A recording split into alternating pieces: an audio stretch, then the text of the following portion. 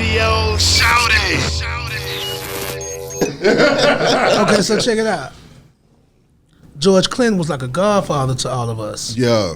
And it was him who christened us the Young Parliament Funkadelic. What? You know what I'm saying? So I remember going to earlier shows with them too, where it wasn't Eddie Hazel, because I think this was after his time, but it was probably one of the many different variations of the P-Funk All-Star bands. Yeah.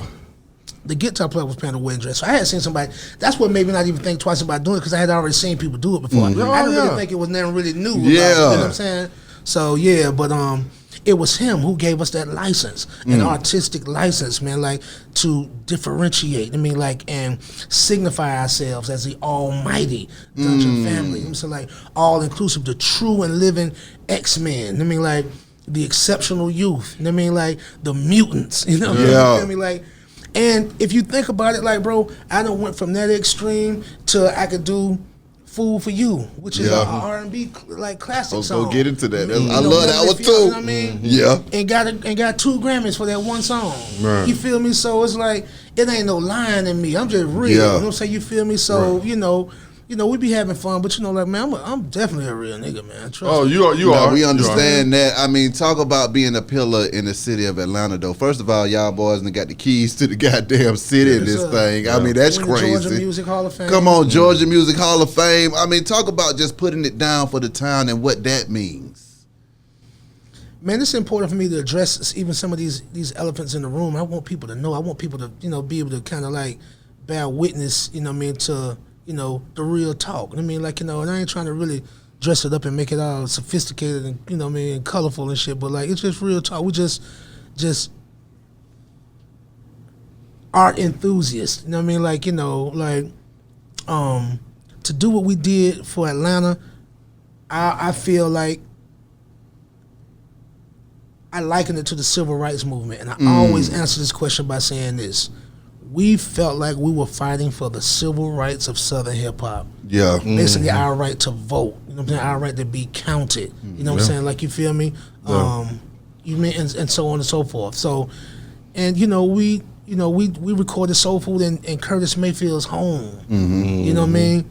On the South Side. I didn't even know he lived over there all them years. You know what I mean? So that spirit, you know what I mean? Like John Lewis, Ralph David Abernathy, Martin Luther King, James Brown, Little Richard, you know what I'm saying? You feel me? Like Elijah Muhammad, you know what I mean? Like, come on, man. Everybody coming out the South, you know what I mean? You feel me? Like, we're part of a lineage, you know what I'm saying? Like, you know, we gotta represent. Exactly. You feel me? But then on the street side too, like, you know, like Jay Prince, you know what I mean? Like, you know, Luke Skywalker, you know what I mean?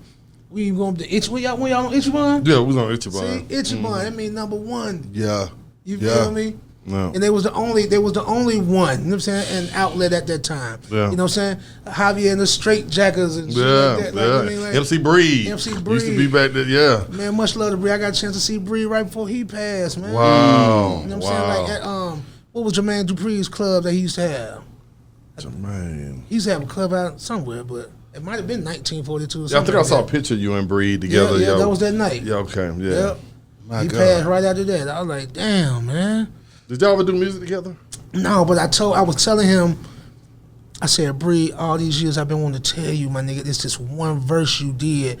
I never knew where to go find the record, but it was a performance he was doing on Video Soul with Donnie Simpson and Sherry Carter. MC Breed, he was doing Ain't No Future in Your Frontin', but he came back to do a second song. Yeah. And y'all remember how the second song, you know, they could be midway into it and the credits started rolling. Right. And she just faded to black, but it was some verse, it was like, talking about religion. It's like what religion? What's your religion? Is it Judaism, Buddhism? Yeah, like, you kind of remind me of it was Breed, and then because I grew up with Breed personally, and then when you came, you was like that LeBron James to Dominique Wilkins. Like, you know, Breed reminds me a lot of you. Remind me a lot of Breed. Breed reminds me a lot of you. He could sing. Right. He could rap.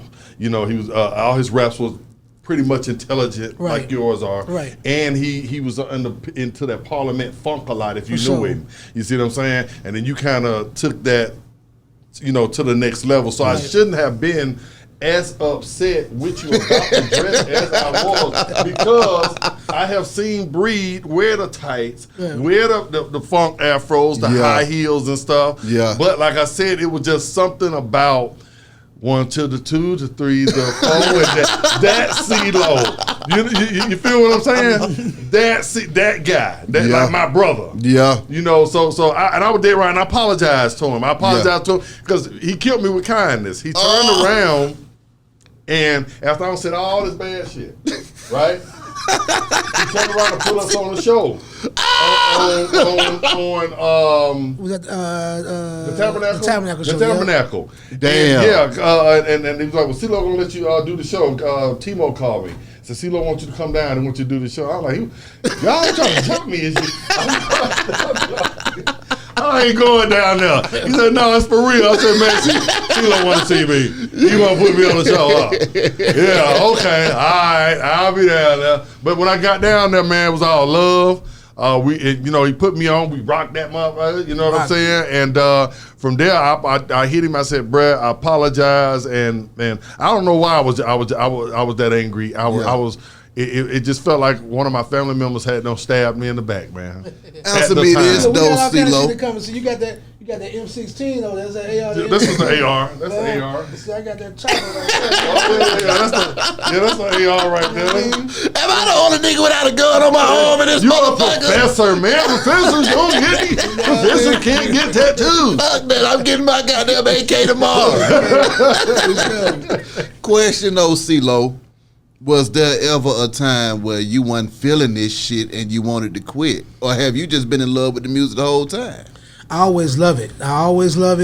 One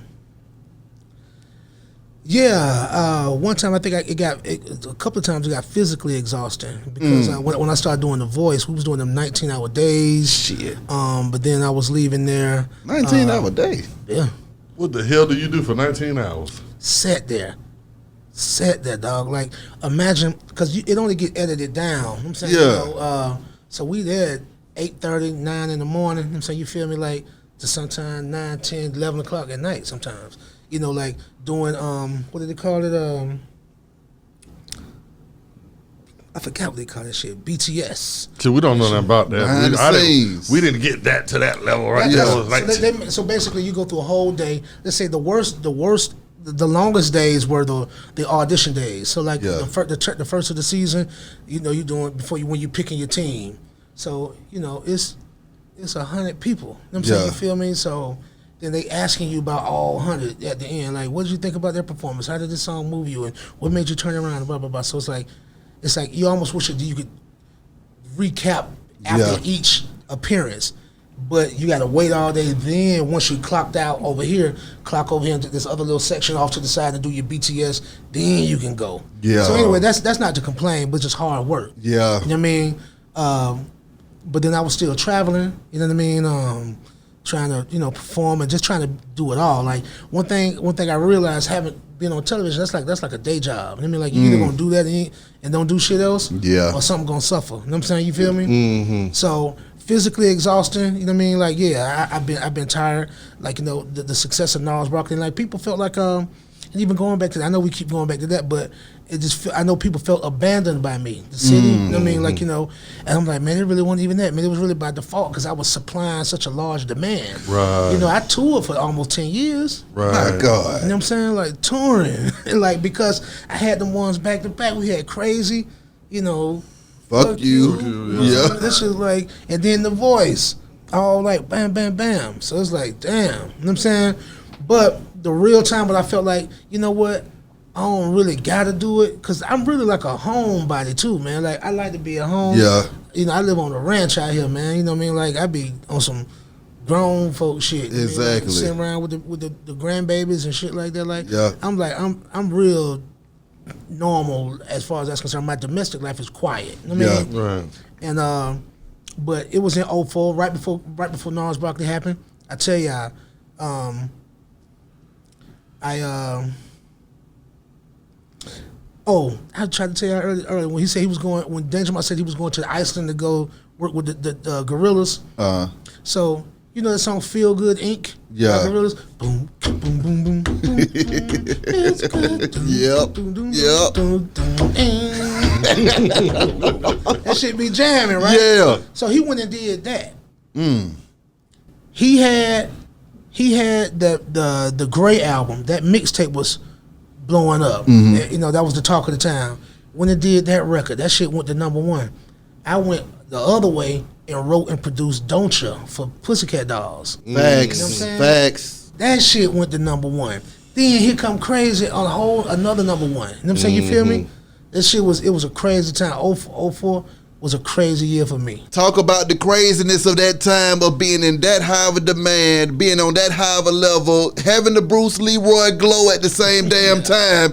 What was that? What is that experience like? Because that's what everybody wants, CeeLo. Everybody wants to have that back-to-back success at the top of the damn mountain. What was that experience like for you mentally? A lot to juggle, a lot to maintain. You know what I mean?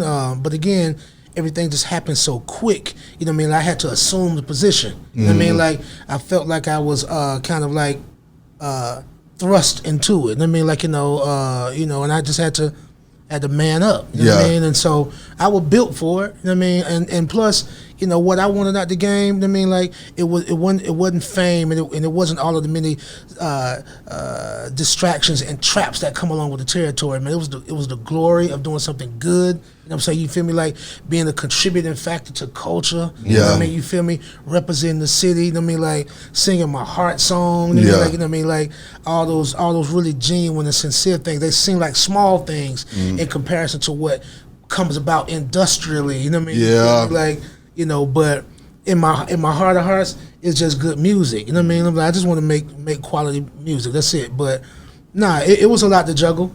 It was a lot to juggle at the time, definitely. And so when I realized that I could write and produce, that's when I almost decided to be like, you know what? I'm just gonna write and produce.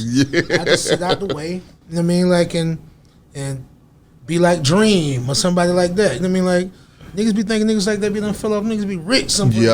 But you did being already with a successful group, Goody Mob. And being around Cast. Did that already kind of prepare you for it? Would like your success, your solo success might have drowned a regular person. Right. Just a person that went from 0 to 100. But since you had that buffer of Goody Mob, then Outkast, then that, were you able to kind of, keep it in? You was able to function more effectively. Because you was already used to it. Yeah, I was used to it. You know what I mean? And coming from a big family, man, like, I say this a lot too, like, teach you how to share your food. You know what I'm saying? That's real. And to teach you how to fight for your food. You know what I mean? Like, so that's real too. With that, I had a good balance. You know what I'm saying? You know what I mean? Like, I come from, I'm a product of a real good working environment. Like, you know what I mean? The dungeon, it raised us right. You know what I'm saying? You feel me? So I had the reference points. I mean, I had the framework, you know what I mean? But I still had the fire. You know what I'm saying? Like the passion, you know what I mean? Like to push it as far as I could go. You know what I mean? And so, like I said, I'm a soldier, man.